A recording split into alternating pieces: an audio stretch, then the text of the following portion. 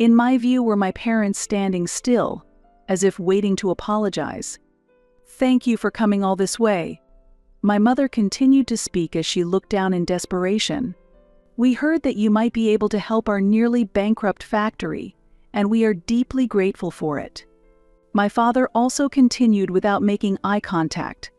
It was surprising that the factory they needed help with was actually the workplace of their daughter, whom they had abandoned in the cold mountains.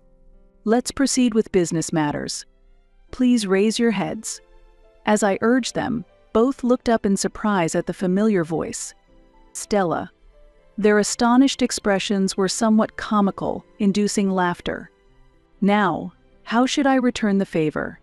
My name is Stella Green. I live in a city.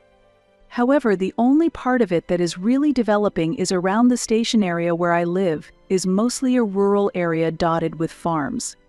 My family used to run a small smithy, making and repairing farm tools, but from my great-grandfather's time, we began making parts for agricultural machinery and managed the factory on a considerable scale. We are a fairly well-known old family in this area. My father, Jan, is the president of Green Machinery, and my mother, Greta, is the executive director. I have an older brother named Elwin, who has been intelligent since he was young and was the pride of our parents. In this countryside, it is common to expect a lot from the eldest son, and he lived up to those expectations by going to a top high school. On the other hand, while my parents lavished love on their eldest son, I was always somewhat neglected and not much noticed. In the traditional thinking of the countryside, it is assumed that women will eventually leave the family home. Compared to my brother, who would take over the family business, there were hardly any expectations for me. A woman cannot take over the family home. "Once you graduate high school, that's the end of it," my father coldly declared. I was a middle school student at the time, understanding my role and deciding to focus on my studies. However, it was difficult for a middle schooler to set such a goal. I had no choice but to move forward. Driven by this single-mindedness, my brother and I were so different that it was hard to believe we were siblings. In school, he was among the elite, acting like a captain steering a large ship. I preferred physical activity over studying, freely running through the countryside like a deer or a goat. If there was one thing I excelled at over my brother, it was my athletic ability. But fate was harsh. Not blessed with talents like my brother's, I studied hard, but my grades struggled to improve. Seeing this, my parents mocked me, saying, "No good. You're not like Elwin. Don't you understand your own shortcomings?" Their words pierced my heart, and I glared at them, feeling indignant. Even though there was some truth in what my parents said, it only fueled my frustration.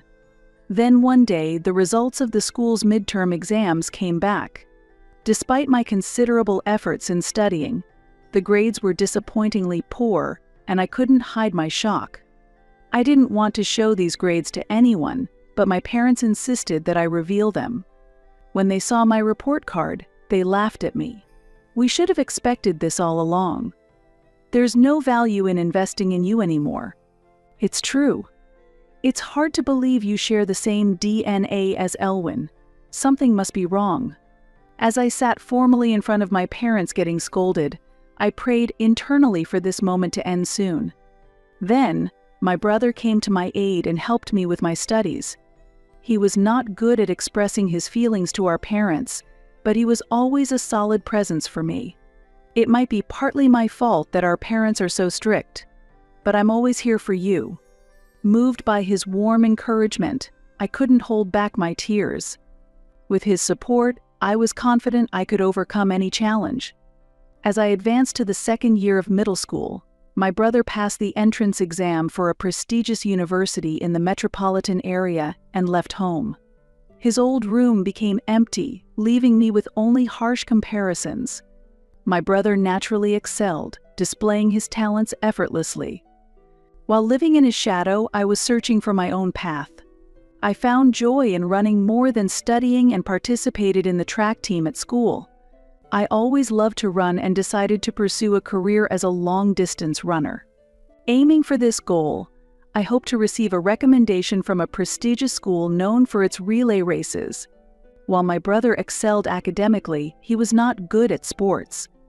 In this respect, I felt that I had surpassed him. Yet, despite this, my parents were more interested in his test scores than the speed at which I could run. My efforts were overlooked, and only my brother, who always improved his grades, received all the love from our parents. As my brother approached an important milestone at 18, my parents planned a lavish celebration for him. As his birthday neared, my mother declared, "Give him an expensive watch. If you can't manage that, then don't think about going to university." However, I had no funds to prepare such an expensive gift. As expected, the result was the same. Relatives gathered, and a lavish meal was served at a well-known restaurant in the area. But as if I didn't belong there, I was left on my own at home. "Elwin deserves delicious food because he excels. You're just obsessed with running, and being around him would only make you miserable," my mother said. Her words deeply wounded me. After sending off my parents and brother, I ate instant noodles alone at home. Pouring hot water into the bowl, the rising steam made my loneliness feel even more intense. My tears wouldn't stop as sadness and frustration mixed together. During those days, my brother, who was visiting home during summer break, introduced me to the possibilities of the internet. After graduating, he had started working at a top company. Carrying the responsibilities of an adult, he seemed to have matured rapidly. "Here, this is an old model, but it's fast enough for surfing the web. Try using it, it might even help with your studies." Smiling, he handed me the laptop. "And try using this as well. I want you to study it." The book he handed me was a beginner's guide to programming. This sequence of events marked my first step into the world of IT. Although I initially had a weak spot for mathematical sciences, I found creating my own programs surprisingly enjoyable and frequently used the laptop. The moment when my homemade programs functioned brought a profound sense of satisfaction. Gradually, though still vague, I began to see something I wanted to pursue. It wasn't yet concrete, but I felt its outline becoming clearer. However, one day, that dream was abruptly dismissed by my father. "Hey, are you playing on the computer again instead of studying?" "I'm programming." "I'm not playing." "Don't lie." "You must be gaming on that computer." Angered by his accusation, I retorted somewhat provocatively. "People with old-fashioned thoughts like you wouldn't understand how to utilize computers." That comment only fueled my father's anger more. "What are you talking about? Don't say such things, Stella." Suddenly, he snatched the laptop and threw it out the window. "Why would you do such a thing? Hanf, you're still in high school and always just playing games. Now that the computer is broken, maybe you'll study seriously." I watched my father's smug laugh as I headed outside towards where the laptop had landed. The computer had smashed against the ground, its screen shattered and the case cracked. It wouldn't turn on anymore, rendered completely useless. Just as programming was starting to captivate me and a hopeful future seemed visible, I gathered the broken pieces of the laptop, engulfed in deep sadness. The precious laptop gifted by my brother was tragically destroyed. Without the money for repairs, it seemed like my newfound dream might disappear too. Standing before the remnants of my broken laptop, I was overwhelmed with despair. The precious gift from my brother had turned into mere junk. Unable to afford the repair costs, I had no room to search for new hope. However, on my way to school weighed down with heavy feelings, a friend made an unexpected suggestion that offered a glimmer of hope. "Why don't you use the school's desktop computers?" The teacher agreed, and the school's computer room became my new sanctuary after class. There, a reliable desktop computer awaited me.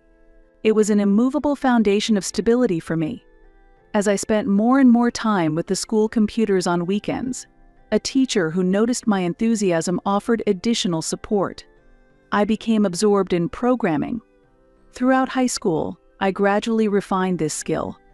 Then, in the summer of my sophomore year, I took part in a summer course in New York, suggested by my brother. I covered the transportation costs with money I earned from part-time jobs. I stayed in the dormitory of the company where my brother worked, dedicating my days to the course and receiving special lessons in the evenings from my brother and his unique friend, Alan. Alan is a bit quirky, but he's not a bad guy, so don't worry. He's not used to being around women since he went to an all-boys school, so don't tease him too much. What are you saying? I've had my share of interactions with women, you know? Oh, really? When was that? When we did the folk dance in elementary school. We couldn't help but suppress our laughter during this heartwarming exchange. Alan's innocence added a special color to our summer. With that smile, my passion for programming accelerated even further. By the end of the summer, a new chapter in my life had begun. With the help of my brother and his friend Alan, I had delved deep into the world of programming and was completely captivated by its allure. Alan was different from my brother, behaving like the son of a genteel family, polite and refined. He was a bit eccentric, but I never felt any malice from him, and I found myself somewhat charmed. I was entering the summer of my final year in high school. When my computer was destroyed earlier, my brother had apologized, but during the summer break when he came home, he secretly brought a used laptop with him. It was a gift from Alan. Alan's quite wealthy, you know. When I asked if he had any unused computers, he gave this one, my brother said, chuckling mischievously. He said he wanted to give it to you as a present, so I brought it right over. Seems like he's quite fond of you, he added. What are you talking about? I responded, my face turning red as my brother laughed and playfully tapped my head. After that, I received a lot of advice from my brother, and my programming skills improved significantly. I never thought you would take such an interest in programming, my brother said. Yeah, it's interesting. Sometimes unexpected things happen when there's a mistake in the calculations, but it's really thrilling when you solve it, I replied. But programming was more than just a hobby for me. I was deeply passionate about it, and the joy of seeing my own programs function was indescribably precious. With this passion, I made the decision to leave home.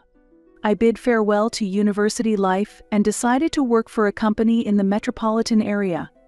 I was determined to follow the path I had chosen. With a brand new computer in hand, I continued to move steadily towards the future. While enhancing my programming skills, my adventure was still ongoing.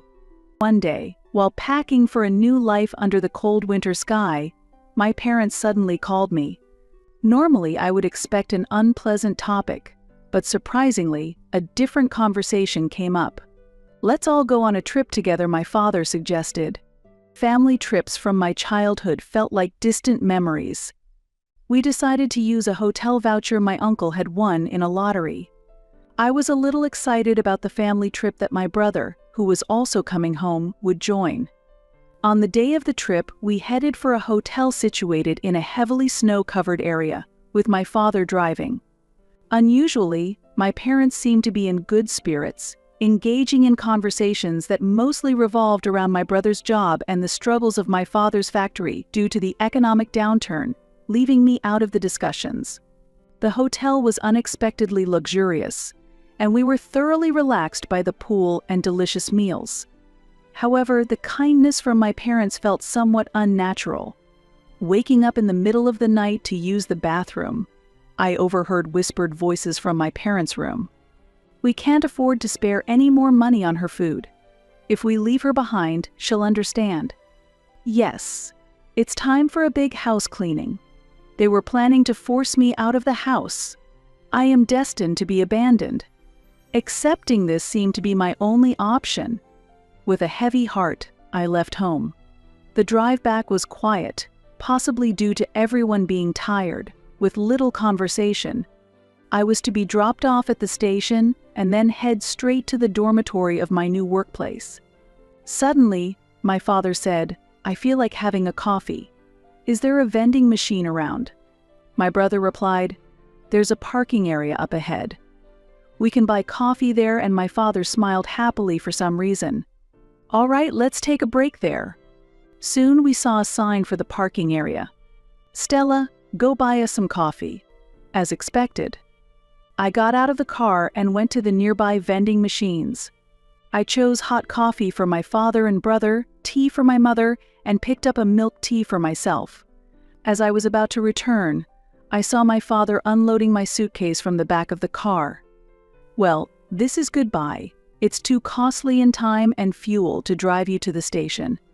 You really are like a dog, so easily tamed if treated kindly for a bit. Wait. Isn't the station still far from here? Do whatever you want, run or walk. You were in the track team, you should have the energy. Are you serious? You have to make it on your own from now on? All right, cleaning complete. You really were a big piece of trash getting in the way." My brother said nothing, and he just gently placed my coat on the suitcase. Standing in the snowy parking area, I watched the car disappear into the distance, accepting my fate as if it was the only option. Yet, I felt that a new beginning of my life started right there. I was taking the first step of a new chapter in this snow-covered place. 10 years later, the day came when I visited my hometown. I was thriving as a project leader at a new company. That day, there was work to be done at the local factory, prompting my visit. I felt a twinge of excitement mixed with the resurgence of painful memories from the past. Eventually, the familiar factory came into view. Stella. My heart leapt at that voice. Brother. My brother, who had stepped out of a car, walked towards me smiling and waving. "I was worried you might get lost. The scenery has changed quite a bit. No worries, the GPS guided me well." My brother immediately started talking about work. "About this project, the other party has high expectations, so we need to be prepared." I smiled provocatively. "Well, let's see how long you can keep up that energy. Don't underestimate me, I've been toughened up by the city. You've really become strong." My brother was impressed as he said that. "It's all because I've been pushing myself hard. I naturally become stronger. Our reunion was indeed orchestrated by this job." My brother had utilized his experience in a large corporation to launch a startup, applying his expertise in mechanical engineering to develop innovative products. His products were attracting attention in the market as a turning point for a struggling company. Suddenly, our hometown factory faced a financial crisis. That's why my brother reached out to me, proposing a new project. "Let's get going." I gathered my spirits and headed to the factory with my brother, my face prone to smiling. Opening the factory doors, a chill air mixed with memories from the past greeted us. It was like the scent of a distant past silently awakening. Yes, this place was my childhood home. And then, as if the curtain of a play was lifting, a defining moment arrived. In my view were my parents standing still, as if waiting to apologize. "Thank you for coming all this way." My mother continued to speak as she looked down in desperation. "We heard that you might be able to help our nearly bankrupt factory, and we are deeply grateful." My father also continued without making eye contact. "Please, you don't have to be so formal." My brother encouraged them gently yet firmly. "No, we must demonstrate our sincerity to you, our precious guests from Allen Industries, who have come all the way from New York." As the two continued their apologies, I took the opportunity to steer the conversation. "Let's proceed with business matters." At that moment, their bodies trembled slightly and froze. "Ah. That voice, it sounds familiar," they muttered as they slowly raised their heads and made eye contact. "Yes, I remember that voice too." "You are." "No, it can't be." "Wow, Stella. It is Stella, isn't it?" Seeing their astonished expressions, I couldn't help but laugh. "Hey, finally realized, have you?" "Yes, it's me, Stella, the one you left in the snowy mountains. How come you are here?" "We were told someone from Allen Industries would be coming.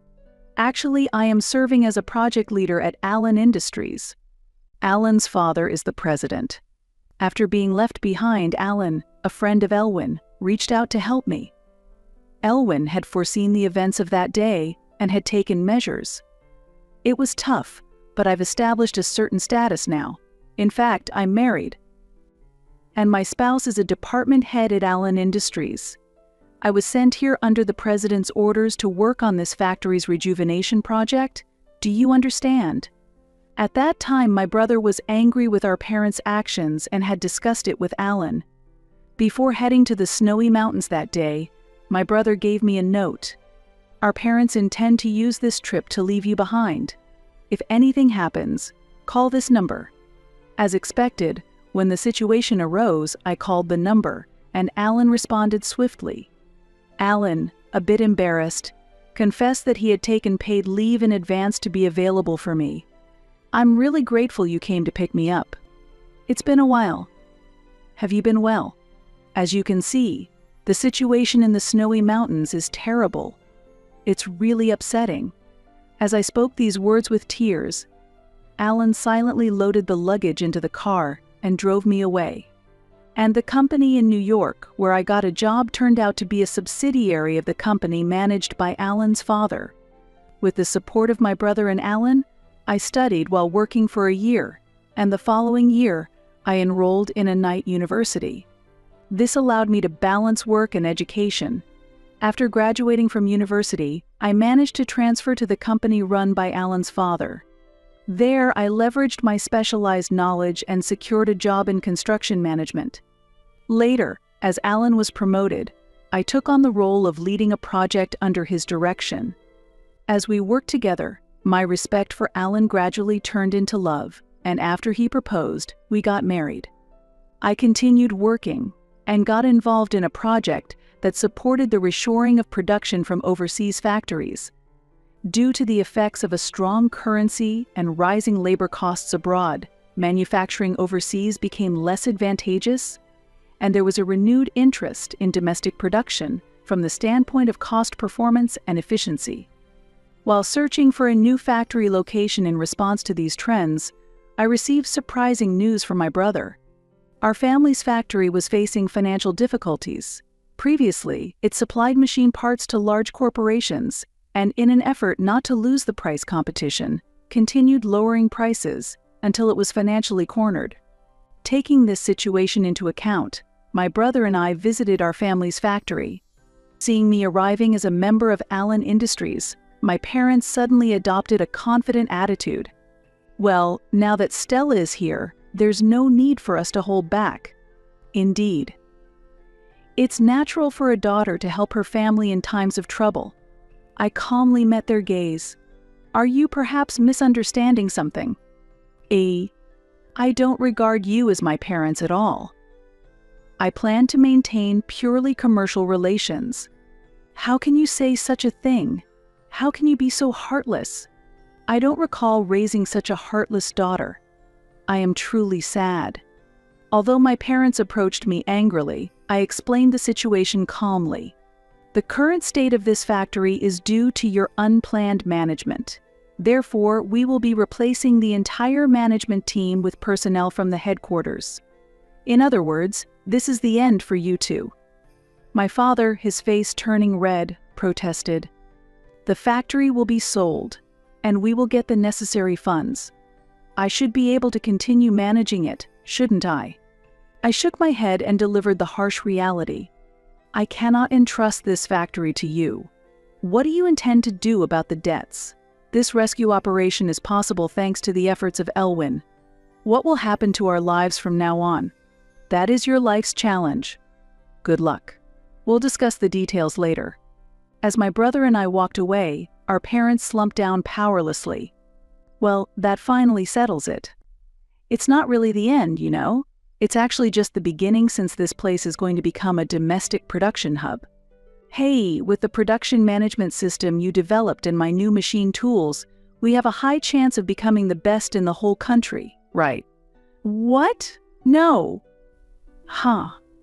We're not just aiming to be the best in the country, we're aiming to be the best in the world. Sharing such aspirations, my brother laughed heartily. As expected, our parents sold the factory, and the amount was not enough to settle their debts. I heard they are now working in a frigid location. They have begged us for money many times, but we have completely ignored them. However, I couldn't do nothing, so I decided to send them the disposable hand warmers I collected during my college days. It was an ironic act of giving back, considering they had left me out in the cold. Meanwhile, the purchased factory has been infused with new life and is shining after renovations. The new factory has centralized the processes from manufacturing to inventory management and shipping, providing new employment opportunities to the local community and receiving significant appreciation. Together with my husband, I'm driving new projects to expand our division. In the future, we plan to focus on supporting American companies in their overseas market expansions and business partnerships. We lead busy lives, but a few times a year, we enjoy a rest at that distant hotel. Every year when it starts to snow, I remember that particular parking area and feel a stir in my heart. This year again, I find myself visiting that place. What are you thinking about? Reflecting on the past again, my husband asked gently. Yes, this place holds unforgettable memories that linger in my heart, I responded. Me too. It all started here, he said with a smile. I remember that day. Despite it being the middle of winter, your face was beet red, like a boiled octopus, I said, trying to hold back my laughter. Haha, you too. Your face was so red you looked like a child, he retorted. We looked at each other and burst into laughter together. Thank you, I love you. No, thank you. Life is like a book composed of many stories. Episodes between a couple like this form a chapter of that story, and it's quite captivating. My parents financially supported my sister's business while pushing debts onto me. Now, they want to reconnect with my daughter, but the shocking truth I revealed has changed everything. I never imagined I'd publicly write about this, but now I'm seeking advice online about family issues from strangers. My name is Lucy, and I'm 32 years old. For nearly 8 years, my relationship with my parents had been distant, but suddenly they're trying to enter my life again. I'm unsure how to handle this, so I desperately need a third party's opinion. To understand my background, knowing the environment I grew up in is essential. I was raised in a small town in Ohio. I am the eldest daughter, and when I was 2, my sister Vanessa was born. Vanessa was born a golden child, charming people naturally, excelling in sports, and being sociable and attractive. In contrast, I was shy and focused on my studies. My parents, especially my father, always showed more interest in Vanessa than in me. My father, once a high school football star, never let go of those glory days. He was thrilled to spend hours in the backyard teaching Vanessa the perfect spiral pass because she showed interest in sports. Meanwhile, I would read books on our porch. My mother wasn't as blatantly biased as my father, but she still favored Vanessa. While she praised Vanessa's drawings and displayed them on the refrigerator, she merely noted "well done, Lucy" on my report cards, which were all A's. I have a bitter memory from when I won first prize at a science fair at the age of 10. My project was related to renewable energy, and I eagerly anticipated showing it to my parents. However, they were preoccupied with celebrating Vanessa's acceptance onto the football team and overlooked my award. As time passed, the favoritism became even more apparent in high school. I was dedicated to my studies, joining the debate and math clubs, and I was determined to attend a prestigious university and become a doctor. Meanwhile, Vanessa effortlessly excelled with her charm and athletic abilities. She became a star quarterback, and her life was filled with dates with her boyfriend and parties almost every night. I vividly remember the events of our high school graduation night. I had been preparing my speech as the valedictorian for weeks. I stood on stage and searched for my family in the audience. My father was there, but he was busy taking photos of Vanessa. She was at the back, laughing and chatting with friends. My mother seemed a bit more attentive, but she was still focused on Vanessa. Even when I was accepted to a prestigious university, it felt like I was always overshadowed by my sister, even during my successes. I was initially thrilled to receive the acceptance letter, but that joy soon faded. Sitting in front of me, my parents said they couldn't support me financially. They thought they had savings, but unexpected expenses had left them short of funds. Shocked but resolute, I decided to manage my tuition myself, took out student loans, and worked part-time to get through college. It was tough, but I'm proud that I did it on my own. I juggled jobs as a tutor and library assistant, and during the summer I worked night shifts at a 24-hour diner. Sometimes I was so tired it was hard to keep my eyes open during classes, but I kept pushing through. Vanessa, on the other hand, decided college wasn't for her.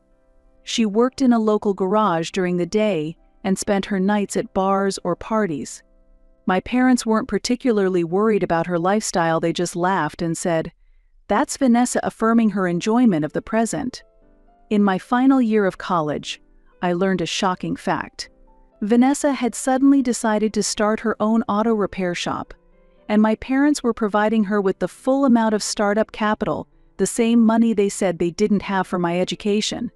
It was unbelievable. I had struggled with increasing student loans and had to choose between buying textbooks and having a decent meal, while my parents had secretly been saving that money for Vanessa. When I confronted them, they defended their choice. Their logic was that Vanessa didn't have a college degree and needed the money. They said I was smart and would make a good income as a doctor, so it wasn't a problem for me. They seemed unconcerned about the huge debt and stress I was under. That was my breaking point. After that, I completed my degree, went on to medical school, and cut off most contact with my family. Even when we interacted during major holidays, the conversations were brief and superficial. In my second year of medical school, without my parents' help, I vowed to succeed and focused on my studies. That's when I met Ben. He was a law student, intelligent and thoughtful. With him, I felt truly understood and valued for the first time. We started dating, and he became a strong supporter of mine. He always listened to my family issues and never criticized my decision to distance myself from them after graduation. Ben and I got married, moved to Seattle, and started a new life, distancing ourselves from the pain of my family's past. 2 years ago, we welcomed our daughter Nicole into the world, beginning a new chapter as parents. Nicole reminds me of my own childhood, and I've sworn to make her feel loved and supported, no matter what path she chooses. Currently, I'm succeeding in my career as an ophthalmologist. Ben is excelling in his sales job, and Nicole is a lively 2-year-old who brings us joy every day. Life is fulfilling, but the impact of my family's past betrayal still lingers. A few weeks ago, I had an unsettling conversation with my mother after a long time. She was crying on the phone. Vanessa's business had failed, and she had returned to live with my parents. She had made poor choices, accumulated debts, and was unemployed. Eventually, my parents were forced to mortgage their house to support her. Suddenly, they reached out, wanting to reconnect and hoping to meet their granddaughter. My father said he was proud of what I had achieved and wanted to make amends. Somewhere, I want to show gratitude for the upbringing my parents gave me. After all, they are still my parents, and I feel lonely being estranged from them. I worry about keeping Nicole away from her grandparents, but anger and pain well up in me from another angle. Disappointed in Vanessa, they seem to be seeking a source of pride, and now it seems to be directed at me. Ben has advised me to hear them out, but he prioritizes my safety and doesn't want me to get hurt again. He has offered to be by my side as support and a buffer when I talk to my parents. I'm torn between longing for my family and the need to protect myself from further pain. I'm afraid of letting my parents back into my life. If they hurt me again or use me as a financial crutch, how should I handle it? Now that Vanessa has fallen from grace, seeing Nicole makes me worry that my past might affect her future. Ultimately, I decided to meet my parents, suggesting a quiet cafe near my workplace without involving my husband or daughter initially. I wanted to hear my parents out first before introducing them to my family.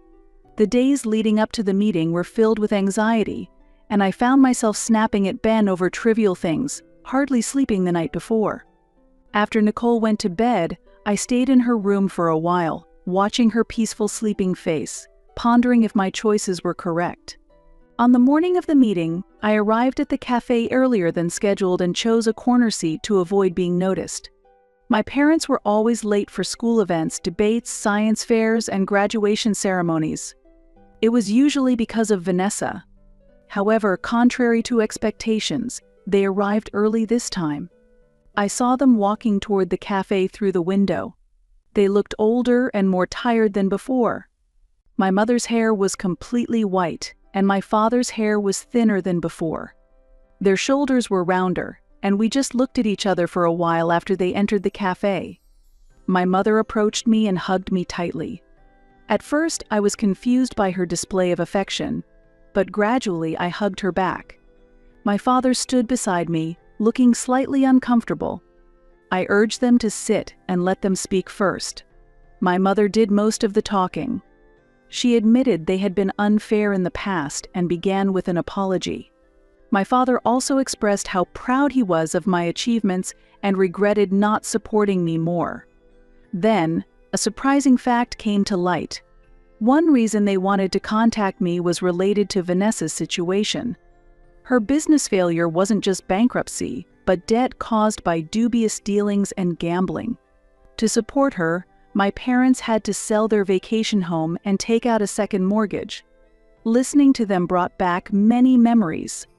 Before I left for college, I had asked to borrow the vacation home for a week during the summer. At the time, they refused, saying they were using it, but I later found out that Vanessa and her friends had stayed there for a month. After quietly listening to their story, I took a deep breath and expressed my feelings candidly. I specifically mentioned how they had prioritized Vanessa's whims and overlooked my achievements. I spoke of the nights I cried myself to sleep and questioned why they hadn't supported me more during my university years.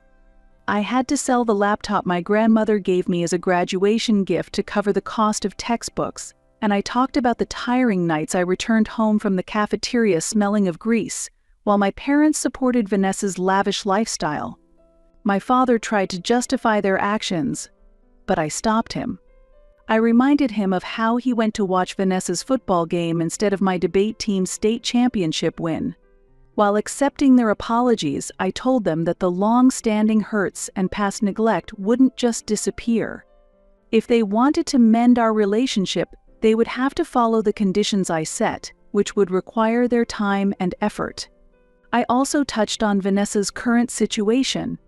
I have sympathy for her, but I made it clear that I'm not interested in being her safety net or competing for their attention again. My life, and now my husband and daughter, are my priorities. As I spoke, pain and regret appeared on their faces. My mother quietly shed tears, and my father seemed to age rapidly as the conversation progressed. While I felt a twinge of guilt for causing them pain, I was relieved to have spoken these truths. The discussion ended with mixed emotions, and we decided to proceed cautiously. I mentioned that occasional phone calls would be fine, but I had no plans for direct meetings or introducing Nicole to them yet. I explained that understanding would take time and emphasized the importance of respecting the boundaries I set. Leaving the cafe, I felt a mix of sadness and relief. It wasn't the warm reconciliation people might expect, but honest dialogue was necessary. Walking to my car, I pondered for a while inside the vehicle. When I returned home, Ben was waiting and hugged me as soon as he saw me. We sat on the living room sofa, and I shared the day's events with him. He listened without judgment, offering comfort and support that night. Lying in bed, when Ben asked how I felt, I replied, "I'm not sure." I felt lighter, as if a long-carried burden had been lifted, yet I also experienced the pain of old wounds resurfacing. I'm in the process of sorting everything out and feel like I'm stepping toward healing, but the future still isn't clear. I'm aware of the difficulties and many challenges that still need to be overcome, but I feel that rebuilding some connection with my parents might be possible after a long time. A month has passed since the reunion with my parents. There have been a few phone calls, but the conversations were short and somewhat awkward. My mother is trying very hard, perhaps too hard. She contacts me more frequently than I would like, always asking about Nicole. Because of this, I had to set proper boundaries. I told her that she needs to meet certain conditions before she could truly be Nicole's grandmother. Last week, she called to talk about a toy she bought for Nicole for 20 minutes. I interrupted her, pointing out that it was inappropriate to make premature gifts when she hadn't even met Nicole yet. My mother seemed hurt by the remark, but I stood by my position. Conversations with my father, on the other hand, are more reserved, and our only discussion was stiff and tense. He struggles with his pride and finds it difficult to acknowledge years of misunderstandings. In our conversation, he primarily asked about my work, trying to understand the life I built on my own. However, an unexpected drama unfolded. My sister Vanessa reappeared. About 2 weeks after meeting my parents, I received a lengthy email from her. She apologized for her mistakes and asked for help. She regretted ruining my life with her actions and using our parents, wishing she had been a better sister. Reading the email brought back many memories. For example, the incident in high school when Vanessa used my car without permission and had an accident. At the time, my parents were angry but didn't hold Vanessa accountable, and they paid for the repairs. As a result, I had to take the bus to school for a month. Initially, I was moved by Vanessa's email. It seemed like a sincere attempt at reconciliation, but as I read on, her true intentions became clear. She was actually asking me for money. She was convinced that her new business plan, selling gourmet hot dogs from a food truck, would solve all her problems and was asking me for financial support. I felt angry. Even after all these years, she still saw me as just a money source. Her proposed business was abstract and immature, and I felt no lessons had been learned from her past failures. I didn't respond to the email, but instead I contacted our parents. The conversation was very tense. When I inquired about the email from Vanessa, they admitted they had actually encouraged her to contact me. They believed that by reconciling, our family would be reunited once again. At that moment, I couldn't maintain my composure anymore. I pointed out that their attempt at manipulation was the very reason I had resolved to raise Nicole on my own. I recalled how they had forgiven Vanessa's unforgivable actions, from cheating on tests in high school to being released after a DUI in her 20s. I emphasized that I had no intention of funding Vanessa's project, and the very thought that they would ask me after everything that had happened was hurtful. If this was their way of making amends, then they had a lot to learn about respect and boundaries. The call ended in the worst way possible. My mother was crying again, my father was defensive, and I was shaking with anger. I felt like all the progress we had made was being undone. After calming down, I had a deep conversation with Ben. He has always been a supportive presence, encouraging me throughout. When I needed it most, he provided clear insights. At this point, I felt that keeping a distance from my family was the best course of action. The trust I had hesitantly rebuilt seemed to have vanished, and I needed time to sort things out. While I felt disappointed and pained, there was also a part of me that felt relieved. This incident proved that my instincts had not been wrong. My family still did not truly understand the pain they had caused, and they were not respecting the boundaries I had set. This is a hard truth, but it is important right now. I am focusing on my own family. Ben and Nicole are the most important to me, and I am working to ensure that the issues with my parents and Vanessa do not threaten the happiness we have built. Last night, when I put Nicole to bed, she requested that I read The Giving Tree to her. As I read the story, I was reminded of how different my bond with her is compared to that with my parents. I want her to know the value of being loved unconditionally, not just for what she can provide.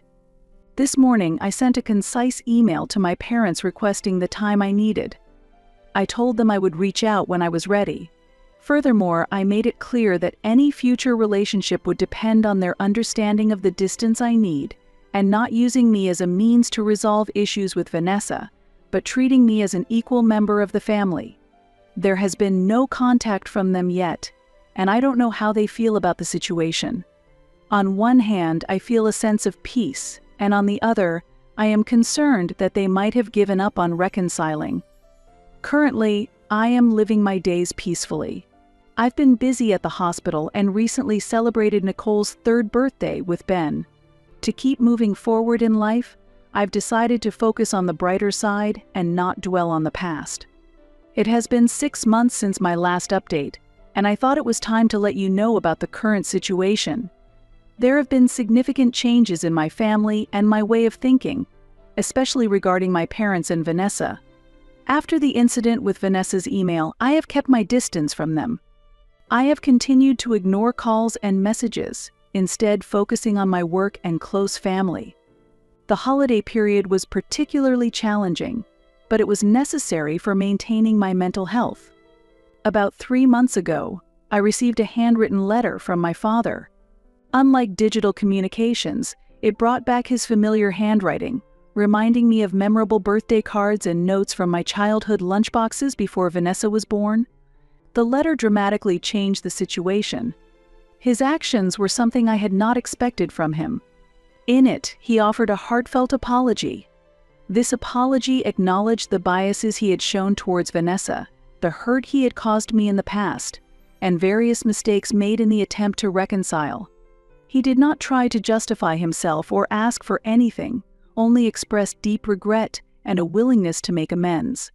However, I decided to wait until I was ready to respond.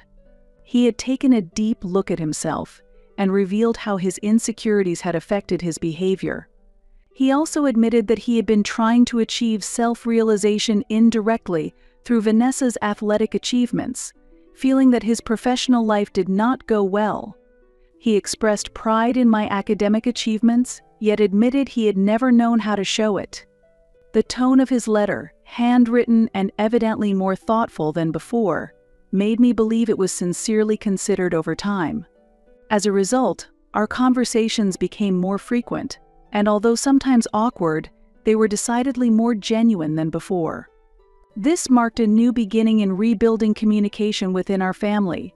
He started to show interest in my profession, and my family began to truly listen when I shared my daily experiences. This support has been incredibly encouraging, allowing me to share aspects of my daily life. Furthermore, he has recently become much more open about the difficulty of admitting his mistakes and the profound fear of potentially losing his child. This change indicates his growth and is a significant advancement in our relationship. When Nicole's birthday was approaching, he asked what he should give her. Instead of just giving permission, I suggested we enjoy the special moment together via a video call. The joy on his face when Nicole opened her toys was purely heartfelt.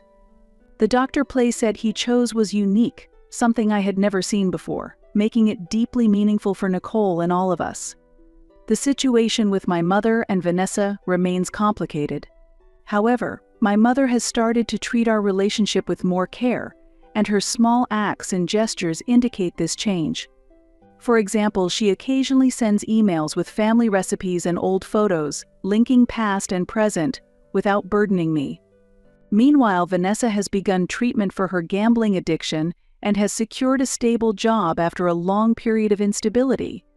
She hasn't contacted me directly yet, but this may be the best choice for her and our family at this moment. My father informed me that Vanessa has been actively attending Gamblers Anonymous meetings and has started repaying some of the debts she owes our parents. This too is a positive sign in her recovery process. These events have profoundly changed my outlook on life and how I respond to my family. We cannot change the past or completely control our family's actions, but I can choose how I respond to them. I've been consciously working to let go of long-held anger and grievances. It's not an easy process, and there are days when I can't feel any progress, but as past pains resurface, I strive to keep moving forward. Overcoming these challenges, I've come to appreciate my family anew.